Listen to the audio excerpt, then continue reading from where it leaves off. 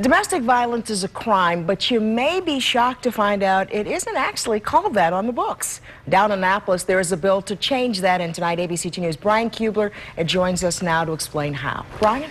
Kelly, domestic violence is a well-known issue. Here in Baltimore City alone, the police get called out for domestic complaints nearly 23,000 times a year. There are resources to prevent it and penalties for committing it, but Maryland does not have a criminal classification specifically for domestic violence. That would be days away from changing. There is a bill in Annapolis that has been passed by both the House and the Senate that would classify an assault as domestic. Currently, an act of domestic violence is recorded as varying degrees of assaults, the details of which would have to be dug up in an old police report.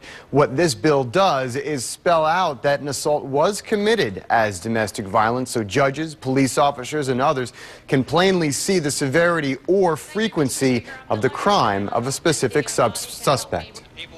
If they could see it in the rap sheet, then they would be able to make a decision that would be appropriate for somebody who's a repeat domestic violence offender. And this puts it right there in black and white. It would be right there in black and white in the criminal justice information system. So as long as they open that up to look at it, they would see that that harassment charge was domestic violence or whatever it is.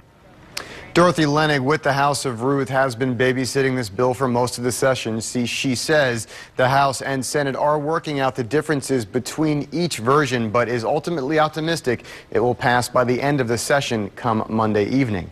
Other benefits of this new classification are awareness of domestic violence and a better way to keep track of the number of cases on an annual basis. Brian Kubler, ABC 2 News.